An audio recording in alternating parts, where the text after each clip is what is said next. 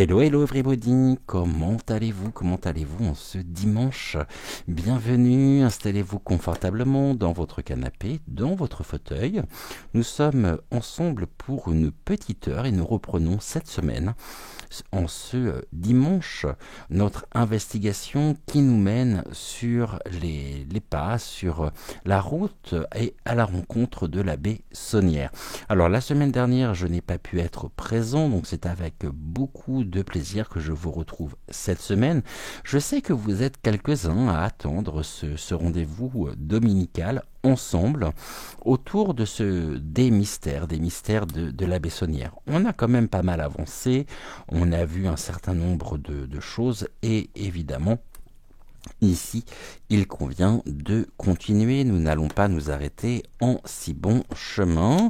Et puis, il y a encore plein de choses à découvrir, à savoir. Et j'ai pas pris la trame aujourd'hui. Vous savez, la biographie non exhaustive, bien sûr, hein, que j'utilise tous les dimanches pour remettre un petit peu les choses dans leur contexte. Car cette semaine, j'ai très envie, ici déjà dans un premier temps, bien sûr, de savoir si l'abbé Béranger Saunière est présent au rendez-vous déjà, et puis ensemble, en votre compagnie, allez voir ici ce que l'abbé a à nous transmettre, a à nous dire donc en ce dimanche. Alors j'espère que tout le monde va bien. Je n'ai pas été très présent et très assidu cette semaine, hein, dû aussi à une surcharge de fatigue, et j'ai eu besoin de prendre un peu de temps pour moi, pour me poser, pour me reposer, afin de vous revenir ici bien sûr en forme. Alors on s'est pas réellement quitté, il y a eu juste moins d'émissions que d'habitude. Et puis je vais essayer la semaine prochaine, je vous promets rien encore, de reprendre le rythme, à savoir 2 émissions par jour, la guidance du matin à 6 heures, du lundi au samedi, et puis nos voyances générales, pareil, du lundi au samedi à 10 heures, et puis le dimanche, donc ici, nous nous retrouvons pour poursuivre cette investigation sur... on me dit Marie-Madeleine, oui, sur Marie-Madeleine, sur Yeshua et sur tout cet univers incroyable finalement de l'abbé Saunière.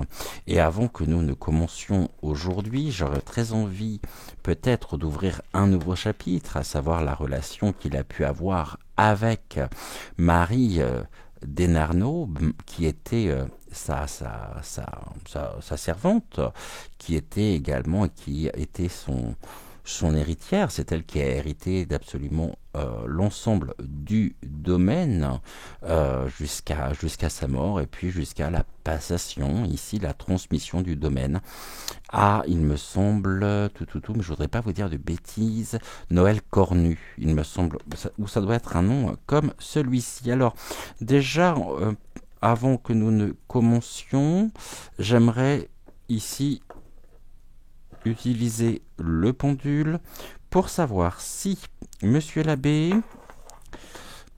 Saunière, êtes-vous présent en notre compagnie en ce dimanche afin de poursuivre ici votre histoire. Alors, Monsieur l'abbé, êtes-vous avec nous?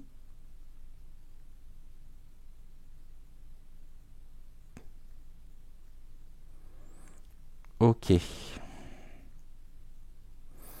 Donc, le pendule, déjà, bonne nouvelle, me répond oui. J'aimerais juste m'assurer que ce soit bien vous, monsieur l'abbé, qui êtes avec nous, et non une entité qui aurait profité ici que je vous appelle pour venir se présenter à moi. Monsieur l'abbé, est-ce bien vous qui êtes en notre compagnie?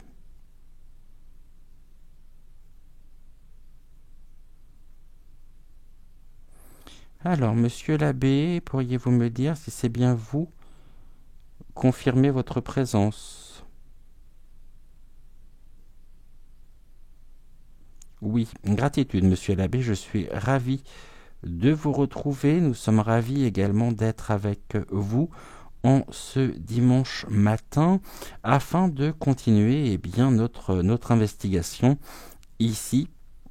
Voyez là le pendule confirme bien. Donc l'abbé utilise le pendule pour me confirmer donc sa présence. Je vous remercie infiniment, monsieur l'abbé, de répondre présent. J'ai beaucoup de chance, je dois le reconnaître ici, de toujours avoir pu compter sur l'abbé Saunière depuis notre premier épisode, et nous sommes au 8e aujourd'hui. Alors, monsieur l'abbé, en ce dimanche, auriez-vous déjà un message à nous faire passer ? Non, j'ai pas besoin de tout ça. J'aimerais bien pouvoir faire une coupe, s'il vous plaît. Donc, monsieur l'abbé, pourriez-vous ici me dire si vous avez donc un message déjà à nous faire passer? On nous parle de la sagesse, on avance ici comme la tortue, doucement mais sûrement, et nous sommes en même temps sur le bon chemin, un chemin qui est fait de sagesse. Nous prenons notre temps ici pour évoquer donc les sujets, pour évoquer les différentes thématiques et qui sont tellement nombreuses autour donc de l'abbé Saunière. On va regarder ici. Oh là, j'en ai peut-être un peu beaucoup quand même. Est-ce que je garde ou non ces cartes-là? Est-ce que je garde ces deux cartes-là? Ou est-ce que je les remets? Non, on me dit de les conserver. Est-ce que je conserve celle-ci également?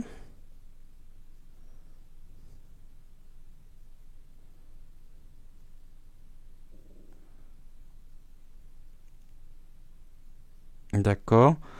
Donc nous conservons ces deux cartes. Par contre, celles-ci, je vais les remettre ici. On nous parle de la sagesse, de l'amour.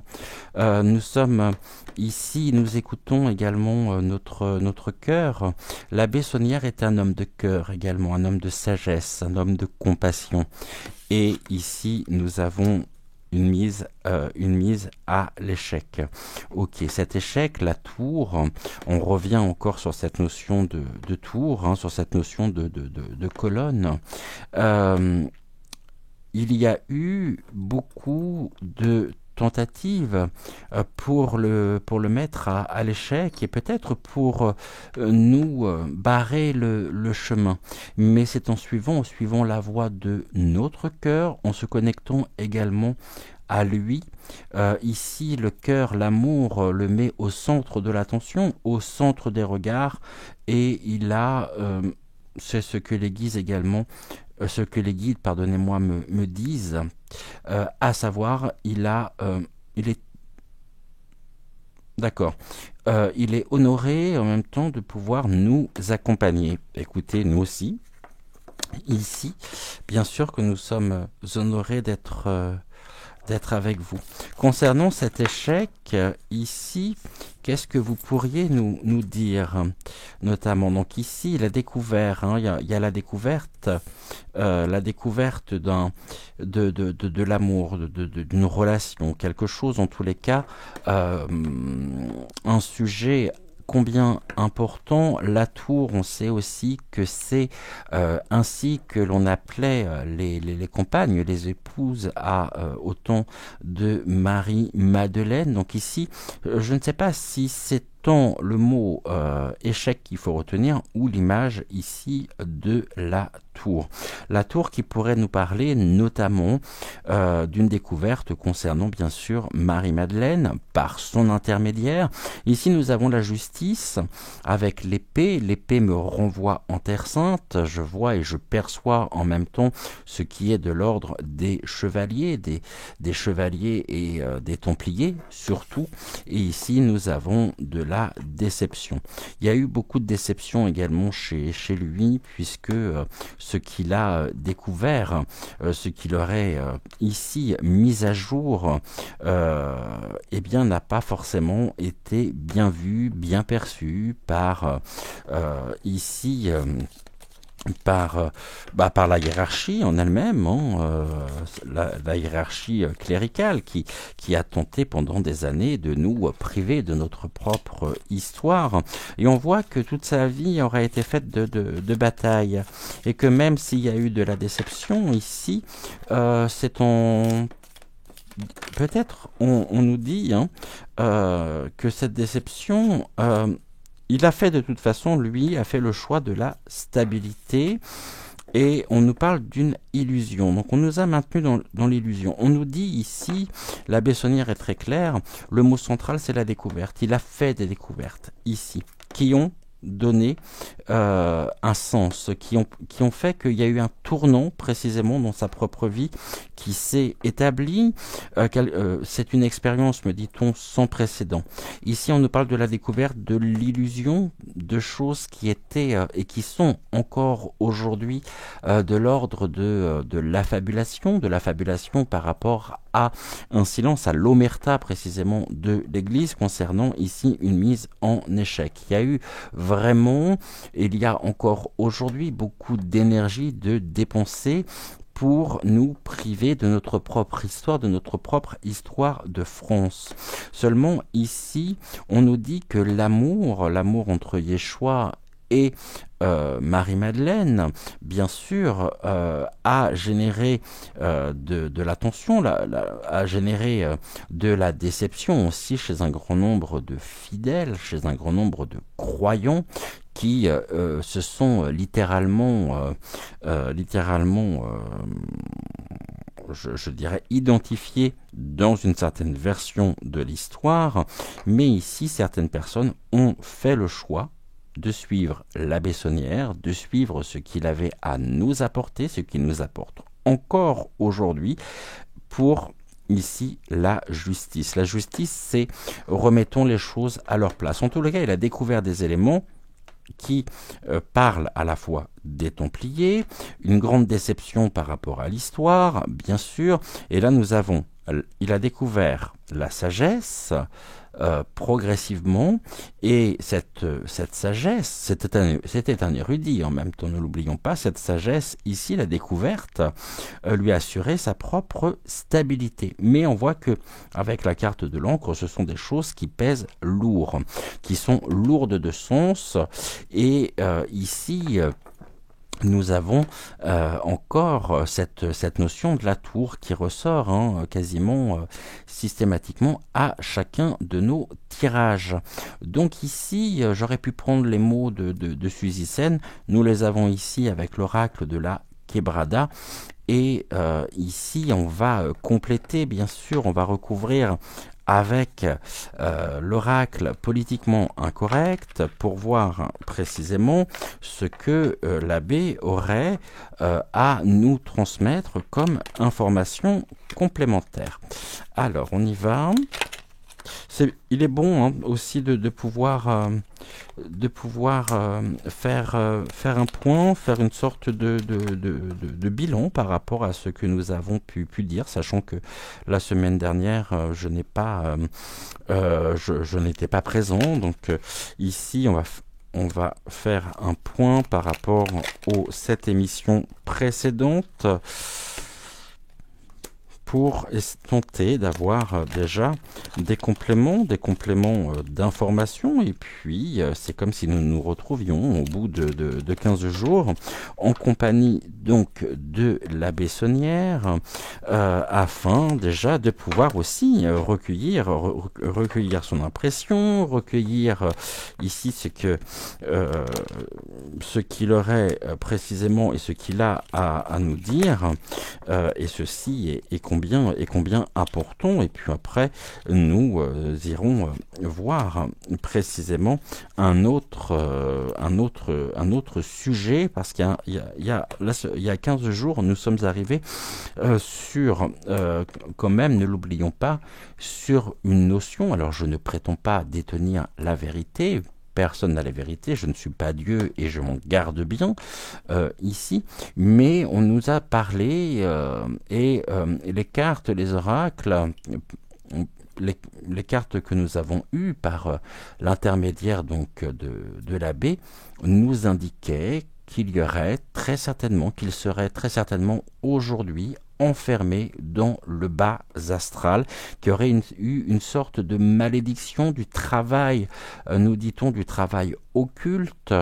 négatif sur sa propre personne pour l'enfermer, tout comme les Templiers se sont trouvés enfermés également dans l'astral et dans le bas astral surtout. Ici on nous parle donc de la sagesse qui est enfermée, de la captivité, de la détention. On voit bien que ici, on est sur un sujet qui est par lui-même vraiment barricadé, c'est-à-dire que l'Église et la version, on va dire, officielle de l'autorité ecclésiale ne souhaite absolument pas que certaines informations soient divulguées, alors que alors que eux-mêmes sont les garants, quelque part, entre guillemets, de toute la religion catholique qui a été créée, qui a été galvaudée, qui a été créée de toutes pièces. Mais nous avons énormément d'informations qui aujourd'hui sont enfermées. Et en contrepartie, l'abbé Saunière ici, on rejoint précisément ce que je disais là, il y a 15 jours, il y a eu une forme de punition, parce qu'il était détenteur d'une sagesse, et peut-être d'une sagesse ancienne, sur des écrits, des parchemins. Nous avons consacré déjà un certain nombre d'émissions à ce sujet. Bon, bien sûr, ici, il ne convenait pas à ce que les choses soient divulguées, à ce que les choses soient ici connues pour assurer une image de toute puissance, donc de domination de la pensée. On me dit également que les écrits pleins de sagesse, les parchemins, et très certainement l'apocryphe, notamment de Marie-Madeleine, qui n'est pas des moindres, se trouveraient aujourd'hui enfermés, détenus ici et dans une forme de coffre, de vieux coffre, une sorte de coffre-fort. Alors, c'est là où je me pose encore des questions, parce que fut un temps, j'aurais été tenté de vous répondre que ceci se trouvait bien enfermé au niveau du vati.can, mais on a quand même cette notion qui ressort énormément depuis que nous avons commencé cette investigation, à savoir le Louvre. Alors, est-ce que ici, les écrits auraient été divisés, partagés, qu'une certaine partie se trouverait au Louvre, qu'une autre partie se trouverait, donc des apocryphes, se trouverait donc au vati.can. En tous les cas, il était ici important, et il est important encore de nos jours, à ce que les apocryphes, il y a beaucoup d'apocryphes qui n'ont pas été, tous les apocryphes ont été rejetés précisément par l'Église, par l'autorité ecclésiale, pour la simple et bonne raison, je vous rappelle que les apocryphes en eux-mêmes parlent d'une période, non pas des moindres, que ce soit le Nouveau ou l'Ancien Testament. Ça va commencer par la Genèse et ça va se terminer par donc ce qui est et tout ce qui concerne la résurrection. Ici, donc sur la résurrection. Les apocryphes parlent de la période d'après. On voit que ici, celle qui a été littéralement bafoué par l'Église catholique, c'est bien Marie-Madeleine que l'autorité a fait passer pour ce qu'elle n'est pas. Et pour cause, car Marie-Madeleine, ici, est l'épouse de Yeshua. Je ne parle pas du Christ, je ne parle pas de Dieu, je parle de Yeshua en tant qu'homme, qui étaient tous les deux des grands sages, qui, grâce aux investigations de Cécile de la chaîne Ressourcez-vous, a mis en lumière ici le fait qu'ils étaient tous les deux, qu'ils avaient reçu et qu'ils avaient été initiés à l'école des mystères en Égypte. L'école des mystères, qui est une école quand même relativement, pour ne pas dire, très importante et qu'il faut déjà un certain niveau de sagesse. Ici, on nous dit que l'amour en lui-même, ce que nous tentons de faire en mettant au centre de l'attention précisément la Bessonnière, Marie-Madeleine, et nos émissions, nos investigations ont la même fonction, entre guillemets, qu'un remède, qu'une antidote. Qu'une antidote ici face à l'échec, donc c'est une mise vraiment en lumière qui pourrait en même temps assurer la sécurité face à l'échec. Nous sécurisons en remettant à sa place à la fois la Bessonnière, à la fois Marie-Madeleine, et puis le couple féminin-masculin sacré. Ici, on nous dit que l'enfermement des apocryphes est condamné, car pourrait ici et a été considéré et est considéré comme quelque chose de l'ordre de l'hérésie qui pourrait porter atteinte à notre propre sécurité et surtout à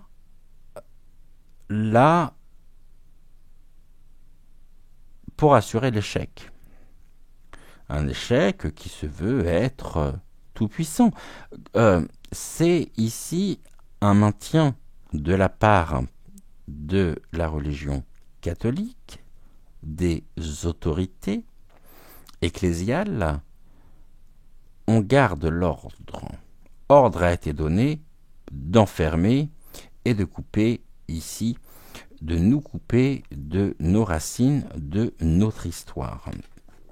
La déception, bah oui, c'est que ici on a la vérité. On voit que face à toute la dynamique mise en place pour assurer un échec, pour assurer la déception de l'enfermement, bien sûr que nous sommes déçus de ne pas avoir part et de ne pas savoir concrètement. Il y a tellement de théories de la part d'historiens sur ce sujet. Pour moi, la seule référence qui est importante, si un jour vous vous intéressez plus en détail à Rennes-le-Château, je vous invite bien sûr à suivre les émissions dans lesquelles est invité j'ai oublié son nom. Ça va me revenir. Comment j'ai pu oublier son nom? J'en ai parlé déjà à plusieurs reprises. En tous les cas, nous, ici, nous tentons d'être le plus objectif possible, de coller à la réalité, et on nous dit que ce que nous faisons est un remède, est une guérison de l'âme, et peut-être une guérison aussi pour la Bessonnière, car ils se sont en sécurité aujourd'hui de savoir qu'à sa suite, nous sommes des, des centaines de personnes, pour ne pas dire plus, et aussi à travers le monde, à nous intéresser à son histoire, en tentant d'apporter un maximum de clarté. Ici, on a toujours cette notion d'ombre et de la lumière. La découverte ici sur la campagne, c'est ce qui est de l'ordre. Eh bien, on nous parle de la source aussi, hein, mais c'est le territoire, les territoires. On nous parle du cottage, du terroir, du camping, de la villégiature, du plat pays et des sources, de la fluidité générée par l'émergence de la vérité qui était enfermée. L'injustice ici, bon, on fait preuve de lucidité, hein, et la lucidité assure la sécurité, et la Bessonnière se sent aujourd'hui en sécurité, vraiment, se sent en sûreté par tout ce travail ici de médiumnité que nous pouvons accomplir pour tenter de trouver et de dénouer finalement cette pelote de laine qui est tout emmêlée, afin de rétablir ici et de rapporter un maximum de choses naturelles, de retrouver du bon sens, du discernement par rapport à tout ça. Bien sûr, c'est un sujet combien complexe, combien riche en même temps, mais il y a eu énormément, il y a encore aujourd'hui énormément de théories divergentes. Les historiens ne sont pas d'accord. Il y a plusieurs écoles, il y a aussi plusieurs histoires, et il y a eu pendant très longtemps, et peut-être encore est-ce le cas aujourd'hui, une exploitation de toute cette histoire. Ce qui est sûr, c'est que des années après, Rennes-le-Château n'a pas révélé l'entièreté de ses mystères, de ses secrets. Le saura-t-on un jour? Je ne sais pas. Et j'entends l'abbé Sonnière au loin rire. Il s'amuse beaucoup, et ça l'amuse beaucoup. Et il m'a... D'accord. Il vient de me souffler, et c'est peut-être pas plus mal ainsi. Parce qu'il est en sécurité, donc c'est un taquin en même temps. Vous savez, c'est un homme plein de ressources, plein de charme, malgré cette autorité, hein, parce qu'il fait figure d'autorité. Dans la vie de tous les jours, il me dit j'étais loin d'être facile. Ok, l'illusion, l'illusion, la vérité est un véritable cataclysme. Il y a un véritable bouleversement. C'est que ce qui était caché aujourd'hui ne l'est plus, et que des faisceaux d'indices, d'accord, on me dit, si vous prêtez attention, il y en a partout. Quand vous me dites partout, c'est-à-dire un grand nombre de lieux dits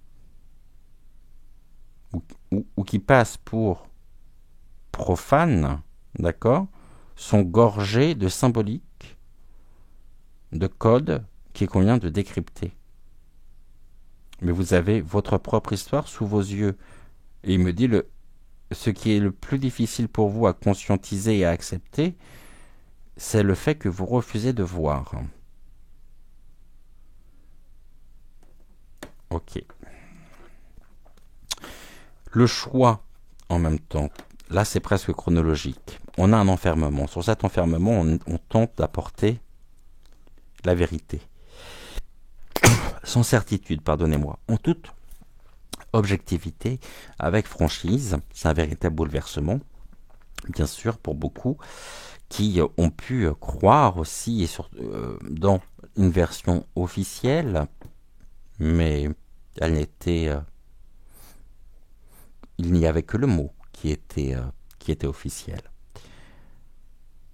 La Bessonnière, finalement, il me dit que c'était pas un choix, c'était une nécessité, même s'il savait que de toute façon sa vie ne serait plus jamais la même après, car lui-même a été bouleversé par l'émergence de la vérité qu'il a eue. Alors la vérité, est-ce que ici on nous parle de certitude? Est-ce que il a eu, me dit-il, un certain nombre d'éléments, suffisamment d'éléments en sa possession pour, même si on a tenté de le faire passer pour un fou, qui s'est attiré, pardonnez-moi, beaucoup d'ennemis. Il me dit, j'étais pas seul. D'accord. Ok. Et c'est quelque chose qui était partagé, me dit-il. Il me dit, seul, j'aurais pas pu faire grand-chose. Mais son travail, ses investigations, ses découvertes ont généré à la fois beaucoup de jalousie et lui a permis des rencontres avec d'autres de ses frères, d'autres prêtres. Il y a eu une cohésion quand même, et une force, une énergie qui a été déployée ici, ensemble. On nous parle de la délivrance. Il était important de se délivrer du fléau qui s'est abattu en nous emprisonnant et en faisant passer Marie-Madeleine pour ce qu'elle n'est pas. Alors je ne dis pas maintenir la vérité. Là encore, ce n'est qu'une lecture de cartes en totale connexion avec les autres plans, avec l'énergie de la Bessonnière, sa présence à mes côtés que je ressens. Je peux même vous dire où il est actuellement, puisque je le perçois.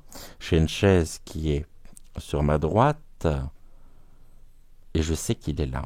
Je sais qu'il est assis sur cette chaise à regarder ce tirage. Il me dit, vas-y, continue. Continue et d'accord, ne sois pas impressionné. Fais comme si j'étais pas là. C'est difficile, hein? Et la stabilité, ici, il y a eu beaucoup de créativité, il y a eu une culture en même temps. Hein. Aujourd'hui, en tous les cas, on voit ici qu'il y a eu beaucoup d'inspiration. On nous parle de la médecine, de la vérité qui assure la liberté et la lucidité. En même temps que la sécurité et que lui-même, aujourd'hui, se sent en sécurité, se sent comme rassuré de savoir que toute son œuvre en elle-même, tout son parcours n'aura pas été un parcours vain et que il me dit c'est dommage en même temps d'avoir mis autant de temps à vous rendre compte que je ne disais pas des salam alek. Non, un terme que j'utilise pas moi. Des salam alek. Ok. Et qu'aujourd'hui, il est temps de rétablir la vérité. Bon, bah voilà, déjà ça. Merci, gratitude, monsieur l'abbé, pour ces informations importantes qui ressortent ici. Alors, j'en profite que vous soyez à mes côtés. Quand je le dis, je le vois, je le perçois, je sais. je sens ce regard, hein. Alors après, certains me diront, ouais, mais c'est de la fabulation, mais tu racontes des salades. Bon, écoutez, c'est une expérience à vivre, hein, c'est une expérience ici importante. Mon père, lorsque je vous invoque, lorsque je vous appelle, vous avez toujours, et je vous en remercie, gratitude, gratitude, gratitude à vous, vous répondez toujours présent. Il y a 15 jours, nous avons vu que vous étiez peut-être, je dis bien peut-être, enfermé dans le bas astral. Il faut reconnaître également, et je dois être tout à fait honnête avec vous, il y a 15 jours de ça, au cours du tirage, il y a un moment où j'étais complètement ailleurs, c'est-à-dire que j'ai été transporté moi-même à une certaine période de l'histoire. Je me suis retrouvé en soutane dans le domaine de la baie Saunière et je déambulais dans ce domaine. Voilà, c'est quelque chose que j'ai perçu, que j'ai vraiment vécu. Euh, et ici, je ne dis pas ceci pour attirer précisément l'attention sur moi, mais je parle de ceci tout simplement pour être tout à fait honnête avec vous et me dire qu'il se passe au cours de ces tirages des choses très très fortes et de plus en plus fortes. Alors ici, mon père, pourriez-vous me dire si les informations que nous avons eues il y a 15 jours sur le fait que vous seriez enfermé et qu'il y aurait eu une malédiction de poser sur vous est authentique ou non? Déjà, qu'est-ce que vous pouvez nous dire? Bon, on nous parle d'un enfermement, hein, de quelque chose, on a encore la cage. Pour lui, toute sa vie, en même temps, a été consacrée, a été dédiée à cette histoire, à cette découverte. Mais aujourd'hui, il me dit qu'il se sent enfermé. Il y a un enfermement et on l'empêche effectivement de pouvoir s'épanouir, de pouvoir continuer sa propre progression de l'autre côté, parce que pour certaines personnes qui utilisent la magie noire, qui utilisent l'occulte, eh bien c'est leur obsession. L'obsession justement que que la vérité ici, ces sujets-là ne soient pas abordés. Vous voyez d'ailleurs le fait que je ne me souvienne pas du nom de l'historien, je suis sûr que ça va me revenir après l'émission, est quand même relativement significatif. C'est quelqu'un que je suis pourtant et que je vois. Je sais qu'il s'appelle Christophe. Et je le vois physiquement. Il a sorti de nombreux ouvrages sur la question. C'est le spécialiste de Rennes-le-Château, s'il en est. S'il y en a un, effectivement, à reconnaître, c'est bien lui. Et c'est Christophe. Oh là là, mais c'est fou quand même que je ne m'en souviens pas. Je suis sûr que ça va me revenir après. Ici, en tous les cas, aujourd'hui, il est important pour certaines personnes, très important, que certains détails, qui sont plus que des détails du reste, ne soient pas révélés. Par les contacts médiumniques que nous pouvons avoir avec certaines énergies, pas des moindres, il s'avère que nous créons une faille spatio-temporelle, car vous savez que de l'autre côté, le temps n'existe pas, qui permet notamment dans les émissions à la Bessonnière de se présenter. On nous dit qu'il est enfermé. Et il y a un enfermement ici qui a été voulu, généré, et on l'a mis effectivement en cage. Donc, en cage, et tout ceci est de plus en plus fragile. On ne dit que tout se brise en un souffle. Et qu'à nous tous, toutes les personnes qui se consacrent et qui cherchent aussi à avoir la la vérité, j'aime pas trop ce terme-là de vérité, mais qui cherche à obtenir des réponses, eh bien nous formons et nous créons des égrégores qui fait que les barreaux, et je les vois en plus, les barreaux de la cage qui est... On me dit tout ceci est de plus en plus tenu et de plus en plus fragile, car on lui redonne de la vitalité, de la vigueur. Il y trouve actuellement une nouvelle énergie. Je dis bien à nous tous. Et ce n'est pas seulement ici dû au tirage que je vous propose. Je n'ai pas cette prétention-là. Et je pense, pour ma part, que, pareil, seul, je ne pourrais pas grand-chose. En tous les cas, je pense qu'à terme, nous réussirons à le libérer de l'astral, du bas astral. Et pour ça, il faut continuer. Il faut continuer à œuvrer, il faut continuer à chercher et à être dans l'humilité, dans la gratitude pour tout ce que nous pouvons lui apporter. Il y a ici, bien sûr que c'est... on avait la stabilité.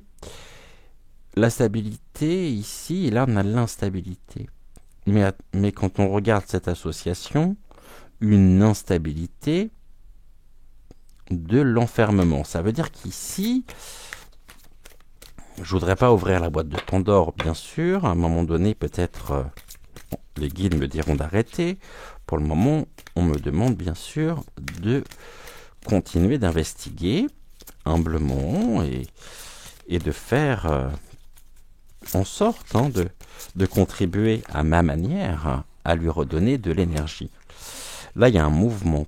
Il y a un mouvement, il y a une dualité. Et on est toujours dans l'ombre, la lumière, l'obscurité, le mouvement. Il y a quelque chose qui est en...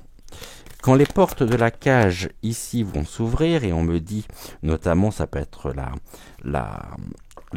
le coffre dans lequel se trouvent certains manuscrits, certains objets, parce qu'on me parle aussi de matériel, de choses concrètes, matérielles, palpables, qui auraient servi, des bijoux, on me parle de bijoux anciens.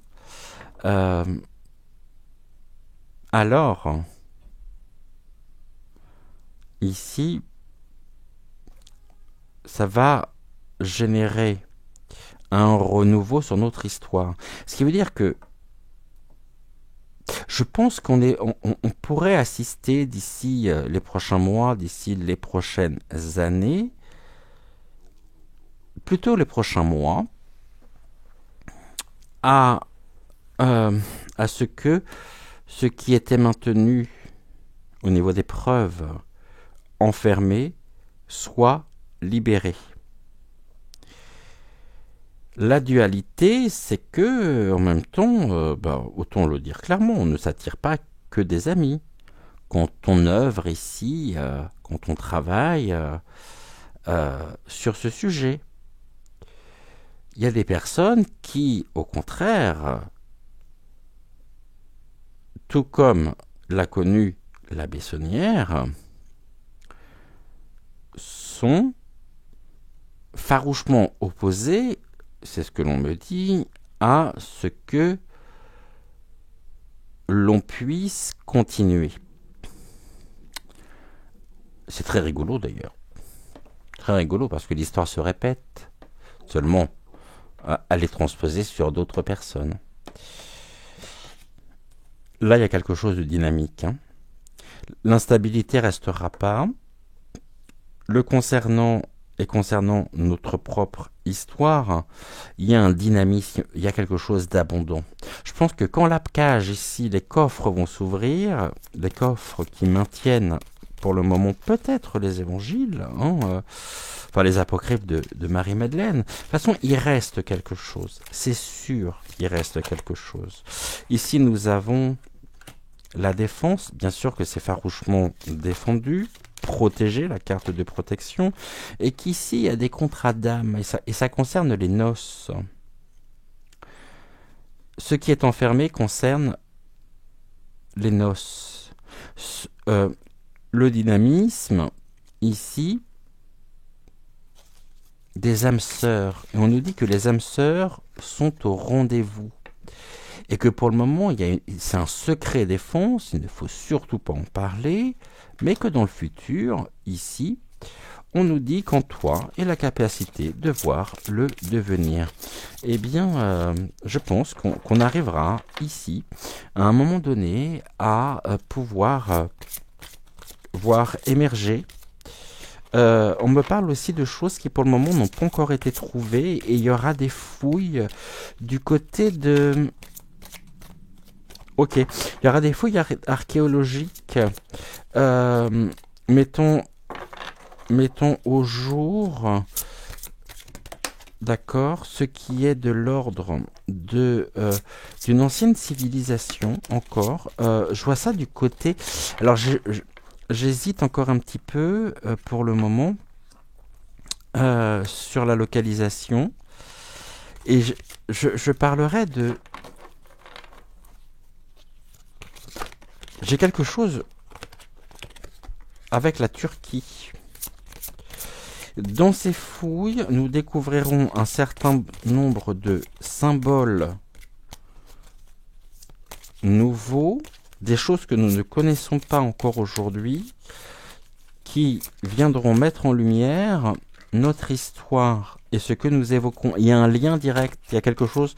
Je pense que c'est du côté soit de la Turquie, soit de la Syrie. Et ça sera sur... Il y a aussi quelque chose en Égypte encore, on me dit. Mais sur 2000... ouais, j'ai une période qui est assez étendue quand même. Bon, comme je vous dis, c'est toujours difficile ici, en cartomancie, d'avoir...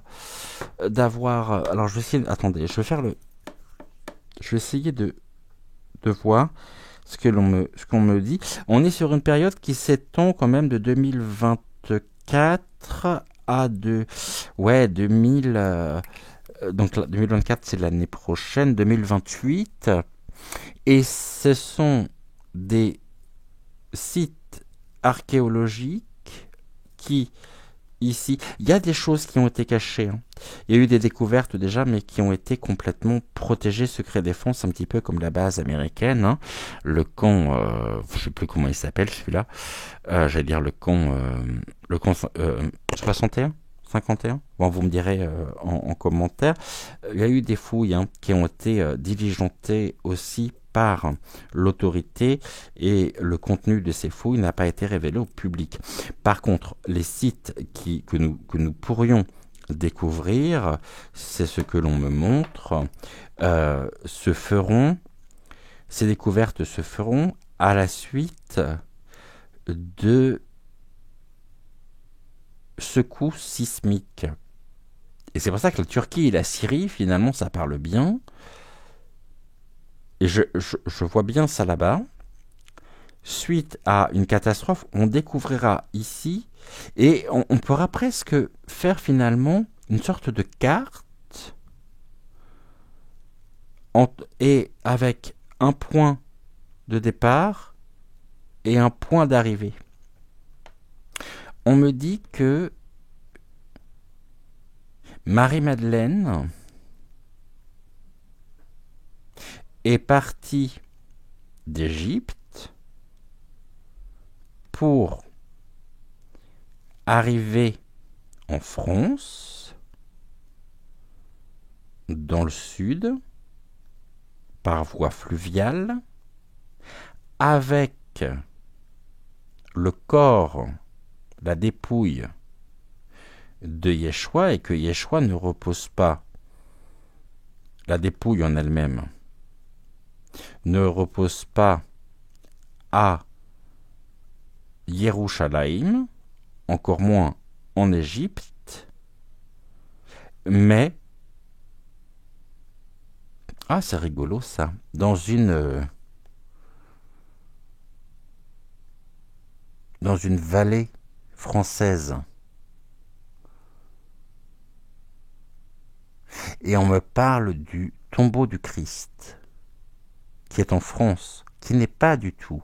Et il y a un lien aussi avec... Alors, je vais essayer de mettre les choses dans l'ordre. Il y a plein d'informations qui me viennent. On parle de ce fameux caveau.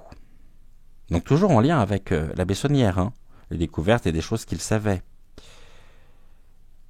Et on me dit, vas-y, continue. Ok. Une localisation, mais j'ai pas un, j'ai deux tombeaux. Peut-être celui de Yeshua et de Marie-Madeleine, qui étaient protégés à une certaine époque par la cité des papes à Avignon, avant que tout ça soit transféré, délocalisé, pour prendre un terme beaucoup plus récent, en mode, en vogue, à Rome, au Vatican. Il y a eu à Avignon, et il y a encore à Avignon un certain nombre d'éléments en lien avec la cité des papes, avec des découvertes aussi qui ont été faites par le passé, qui aujourd'hui ont été transférées, et une partie d'entre elles, j'ai deux voies différentes. Et je reviens encore sur une partie de ce qui aurait été trouvé. On me parle de bijoux, de vêtements, de parfums, presque d'artefacts, qui ont été à la fois envoyés à Rome et envoyés au Louvre. N'oublions pas que, et un jour on prendra du temps sur ce sujet, que nous avons aussi la pyramide du Louvre, qui est un indice. Donc il y a eu plusieurs choses. On me parle d'un déplacement par voie fluviale de Marie-Madeleine quittant l'Égypte pour arriver en France, remontant ici en arrivant dans les alentours. Et je vois pas Rennes-le-Château en tant que tel, mais je vois bien les alentours de Rennes-le-Château et peut-être un village annexe, hein, quelque chose de très proche, enfin tout du moins dans la région de Rennes-le-Château. Ce sont des choses qui ont été découvertes. Il y a des choses qui ont été découvertes. Il y a... Je pense que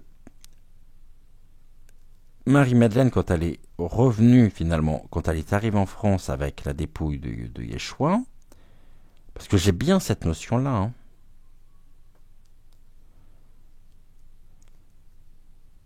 Ok. Alors là, c'est très intéressant aussi ce que l'on me dit. Marie-Madeleine a quitté l'Égypte avec la dépouille de Yeshua pour aller retrouver le jumeau de Yeshua qui lui se trouvait en France. Ça, c'est à voir au niveau historique si c'est avéré ou non. Il y a eu deux lieux, deux cavités dans une vallée en France, et on me parle de tombeaux. De tombeaux saints, Marie-Madeleine et Yeshua. De découvertes bien avant la Bessonnière, d'où une absence et des tombeaux vides. Qu'il y a un certain nombre de reliquaires. qui ont été ouvragés, qui ont été créés. D'accord. À la suite de ces découvertes. Et qui ont été, pendant un temps, gardés précieusement, protégés par la cité des papes à Avignon. Il y a eu une partie, entre-temps, ou même en même temps, il y a eu des découvertes archéologiques que l'on nous a cachées. Le contenu de ces fouilles ont été dispersés et partagés entre ici, pas Rennes-le-Château. Il y a eu une tentative à Rennes-le-Château, mais qui n'a pas marché, avant la Bessonnière. Il y a des choses qui ont été conservées à Avignon, il y en a d'autres qui sont parties, on me dit, à la fois au Louvre et dans des collections privées. Sur 2024 jusqu'à, je pense, 2028-2030, c'est vaste, hein, je sais, mais ça fait 6 ans, on va faire des découvertes majeures suite à des catastrophes naturelles, on me dit dites naturelles, qui mettront à jour des vestiges. Ce ne sont pas des lieux où Marie-Madeleine et Yeshua sont allés physiquement, mais ce sont des lieux dans lesquels leur sagesse, leur pensée, leur enseignement a pu avoir une résonance. C'est-à-dire que les personnes qui vivaient dans ces futurs sites archéologiques étaient imprégnés, je dirais, de l'influence de Yeshua et de Marie-Madeleine. Ça, c'est quelque chose que on me dit qui est presque irréfutable. Maintenant, il y a aussi une partie des découvertes qui se feront encore aujourd'hui en Égypte et qui se sont faites, c'est pas si vieux, mais qui ont été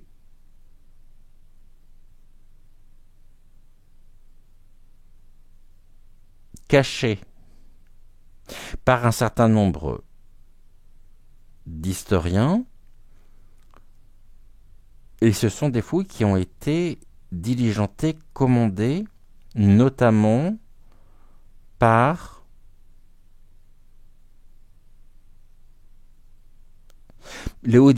certains hauts dignitaires. D'accord. On me montre en même temps le Sphinx, mais la représentation que j'en ai n'est pas celle que nous connaissons aujourd'hui. C'est-à-dire que ici, il y a une anomalie. On me dit anomalie au niveau du Sphinx. Pas du corps, mais il y a une histoire de proportion. Mais qu'en même temps, tout ceci, tout ce que nous venons de décrire, les trajets, les parcours, les localisations, finalement, eh bien, montrent un itinéraire. On pourrait presque créer ici, sur des plans, quelque chose de l'ordre de la cartographie. Mais j'ai cette notion de jumellité en France. La Bessonnière a découvert le passage important de Marie-Madeleine. Et souvenez-vous, lors de la première émission, je parlais des souterrains. qui aurait été condamné. On va regarder ici, parce que j'ai plein d'informations qui viennent. Là, on nous parle de l'enfermement, de l'obsession. Ici, on nous parle du miroir. Le pouvoir de la pensée engendre la clarté. Nous avons également cette notion ici. On parlait tout à l'heure, je parlais à l'instant là, des visualisations que j'ai, des perceptions qui se font. Et là, on me sort la carte de la visualisation du miroir. Mais oui, je perçois un certain nombre de choses ici qui sont importantes. Encore une fois, je ne prétends pas et je ne détiens pas la vérité. On verra. Laissons l'histoire faire les choses. Mais en tous les cas, c'est sûr que ici, les cartes sont un support. Et nous avons, on voit que après une période d'instabilité, de fragilité, une instabilité fragile en même temps, quelque chose qui est sur le point de... La cage là, dans laquelle la Bessonnière serait peut-être enfermée, il y a des personnes qui sont obsédées par ça, qui sont obsédées par l'histoire qu'il y a autour et de l'influence même de la Bessonnière. Mais plus nous œuvrons, plus nous travaillons, plus nous investiguons, plus ici, l'enfermement qui était presque de l'ordre de la malédiction dans le bas astral est en train de disparaître pour lui permettre de pouvoir progresser, continuer. Et ça mettra les familles en joie. Ce sont des informations ici concernant la famille. Et nous avions les noces, les contrats d'âme, les âmes sœurs qui sont invoquées. On a la lucidité, on voit clair. Nous avons cette faculté de pouvoir nous relier aux différents plans, au plan ici invisible, mais qui existent bel et bien, qui sont bel et bien là, aux autres dimensions, comme je les appelle. Bon, voilà, là on a l'héritage et les biens matériels, c'est ce que j'évoquais notamment avec ces fouilles, avec cette notion ici et ce passage par la cité des papes. Un héritage familial, des biens matériels qui sont enfermés, qui sont cachés. Et la fragilité qu'il y a aussi dans ces choses qui sont tenues secrètes. Il y a un héritage, il reste un héritage. Et on trouvera ici, à travers les fouilles, que, je vois ça de ce côté-là, Turquie, Syrie. On aura ici ce qui est et qui mettra en lumière l'héritage même de Marie-Madeleine et de Yeshua. On nous parle de famille, donc si on nous parle de famille, c'est qu'on nous parle de descendance. La joie, est-ce qu'il n'y a pas eu ici aussi une descendance concernant les Montjoie? On me parle de Montjoie. On ira investiguer de ce côté-là. Il y a du soutien, c'est ça. Ensemble, les travaux que nous faisons, les recherches, les investigations, abondantes aussi, dynamiques, permettent un renouveau aussi. On a la famille, la gestation et le soutien. Alors à la fois, déjà, ma première idée ici, ce qui me vient spontanément, c'est que tout ceci contribue bien sûr à l'héritage et à libérer la Bessonnière, mais en même temps, les révélations, ce que nous découvrirons sur ces euh, sur ces champs de fouilles, sur ces sites archéologiques, ont un lien aussi avec, on part des âmes sœurs, de la gestation, de la famille et du soutien. Et j'avais en image le fait que Marie-Madeleine a quitté l'Égypte avec la dépouille de Yeshua pour aller retrouver le frère jumeau de ce dernier. Il y a quelque chose ici au niveau du soutien.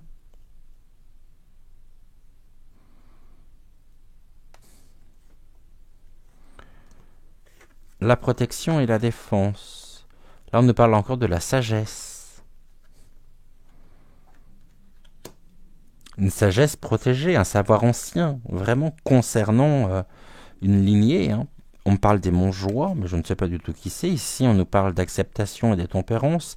Il aura fallu, me dit-on, du temps pour accepter ce qui est en lien avec la gestation, la famille, les noces, les âmes sœurs ont rendez-vous. Et nous avons enfin accepté. Soyons patients aussi, faisons encore preuve de... En plus, on a une croix. Faisons preuve de tempérance, car il y a un mouvement sur l'héritage et les biens matériels sont en mouvement. Ce qui était enfermé tend actuellement, ce qui est caché encore, va émerger. Sur le futur et la projection, destin et découverte. Ça s'invente pas. C'est très riche encore aujourd'hui. J'aimerais bien ici, je vais juste prendre, on va regarder avec le pendule. Je vais prendre ici.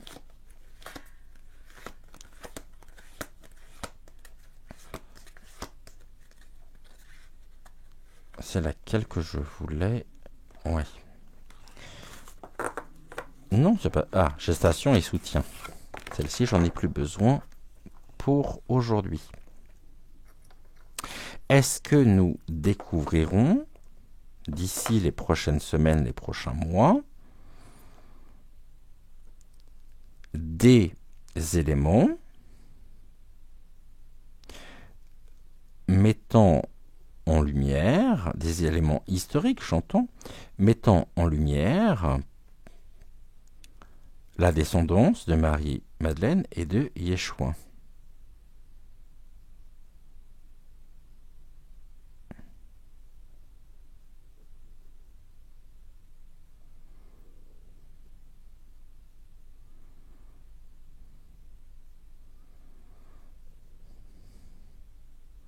Ok.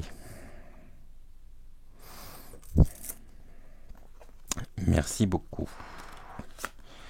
Ici, je veux juste avoir une autre.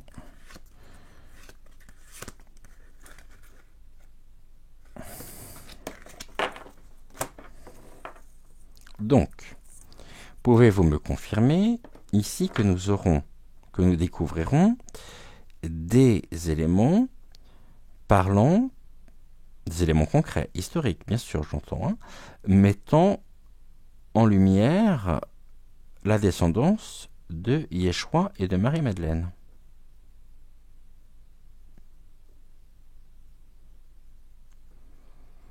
Ok.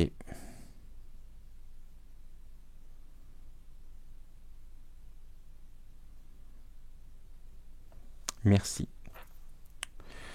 Est-ce que ici, nous découvrirons, est-ce que ces découvertes plutôt, se feront en France?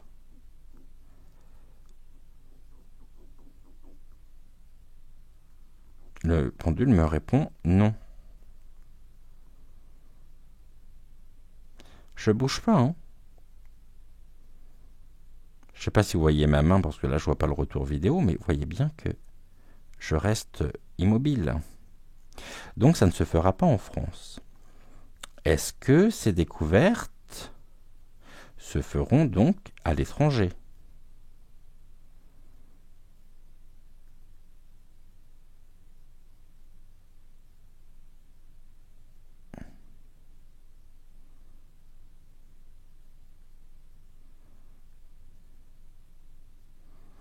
Est-ce que les découvertes sur... Oui.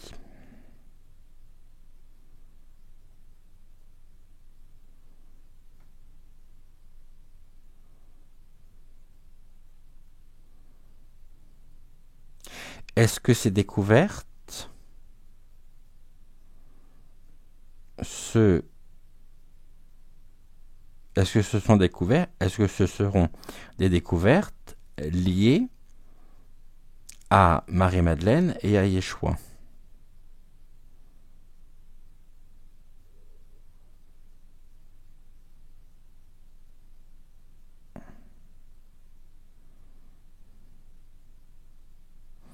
Je vous rappelle ou je vous informe pour celles et ceux qui ne connaissent pas encore ici la pratique du pendule, que j'ai calibré le pendule de telle façon à ce qu'il tourne dans le sens des aiguilles d'une montre, ça veut dire oui, ce qui est le cas ici, et dans le sens inverse des aiguilles d'une montre, cela montre et veut dire tout simplement non.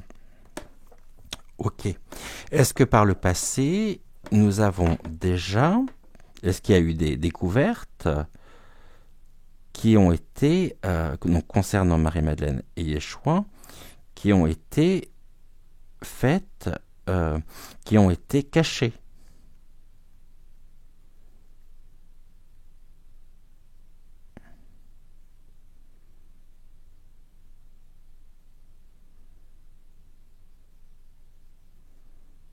Merci. Est-ce que est-ce que l'objet de ces découvertes se trouve au Vatican ?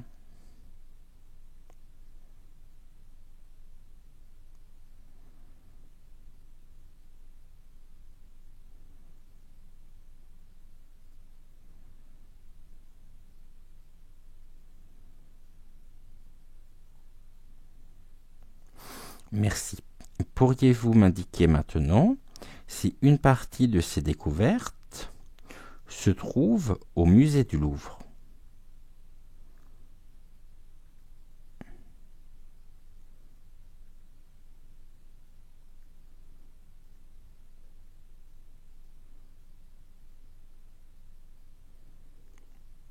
Eh bien, contre toute attente par rapport à ce que je pensais, le pendule m'indique que non, il n'y aurait rien au Louvre.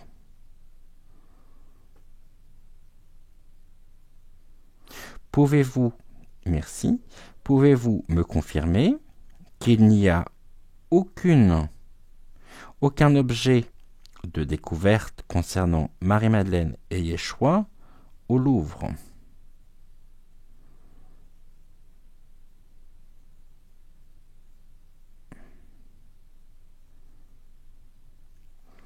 Pouvez-vous me confirmer qu'il n'y a aucun objet de découverte concernant Marie-Madeleine et Yeshua au Louvre ? Il ne peut pas me confirmer non plus.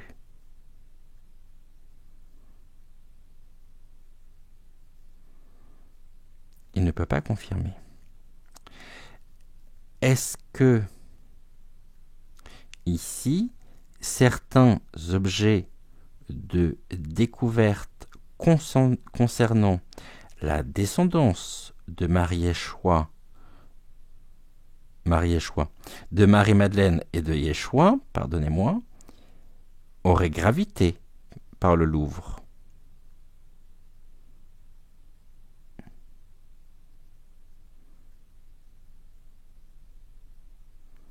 Et là, on me répond oui.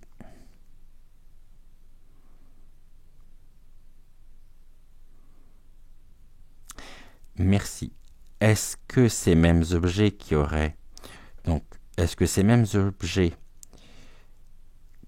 correspondants découverts concernant la descendance de Marie-Madeleine et de Yeshua qui ont gravité par le musée du Louvre se trouvent aujourd'hui dans des collections privées?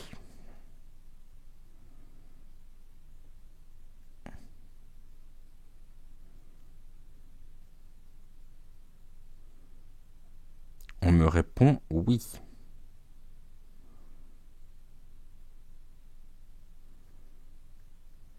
Ok. Pouvez-vous me confirmer ce que les guides m'ont dit concernant de futurs sites archéologiques dans lesquels nous trouverons des références à Marie-Madeleine et à Yeshua?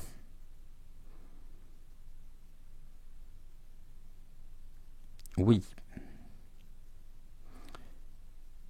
Merci. Toujours très intéressant d'ailleurs, hein. Extrêmement intéressant. Monsieur l'abbé, je ne vous oublie pas. Avant que nous ne fermions ici notre parenthèse, hein, notre rendez-vous, j'aimerais qu'on puisse on va prendre ici l'oracle de la médecine chamanique. J'aimerais que vous puissiez me donner votre impression sur l'émission du jour. Qu'est-ce que vous avez ici à nous confier avant que nous nous quittions pour cette semaine et avant que nous nous retrouvions pour donc la semaine prochaine?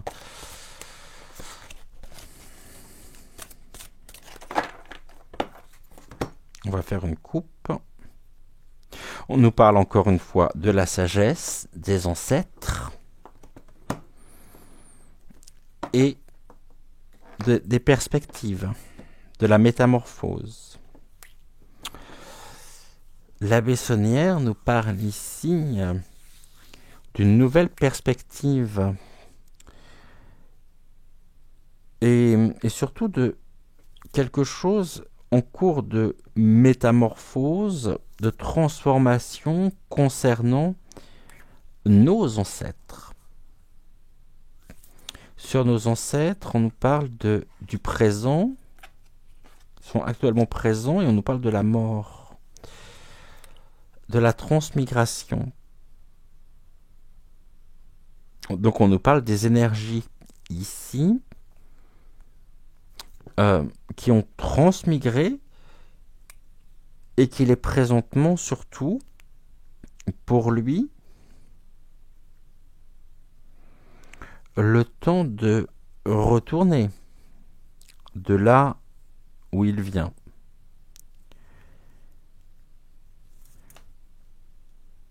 La sagesse est présente et la transmigration et les perspectives ouvrent ici une sorte de vortex spatio-temporel où il n'y a plus de notion d'avant, d'après. On nous parle du monde du milieu, de ce cheval blanc, de la pureté aussi des ancêtres, de la maison, du foyer, de nos racines par l'arbre.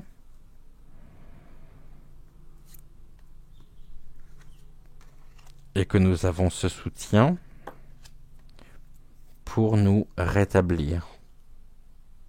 La terre, les choses qui sont enfouies, cachées, qui émergeront à la surface. Donc on est bien sûr ici les fouilles et qu'il est temps de nous purger. C'est le peuple des pierres. Le peuple des pierres ici, c'est la connaissance. On nous dit que pour le moment, il y a encore beaucoup d'éléments de réponses qui sont cachées et que seul Terra Gaia connaît, car ils sont sous terre, ils sont dans la terre. Mais que ça peut se trouver à l'ouest, ou ça peut venir de l'ouest. L'Égypte, non, de l'ouest. Bon, la purge, il est temps de nous purger, de nous rétablir.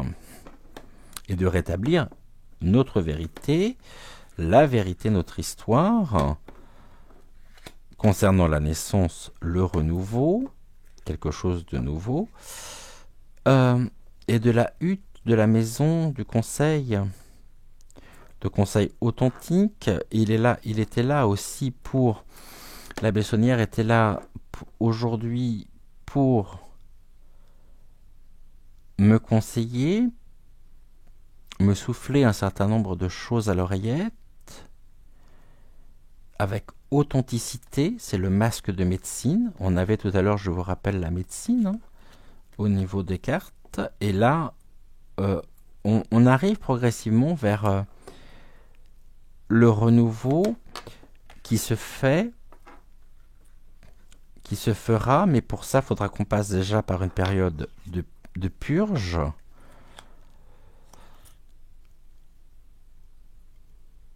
On pourra se rétablir finalement de la purge pour un renouveau.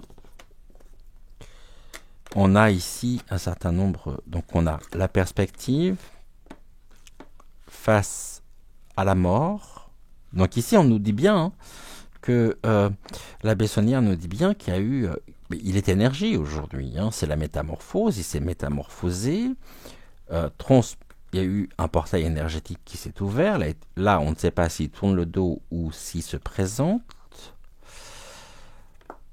On nous parle des plumes, se rétablir, nous permettant de nous rétablir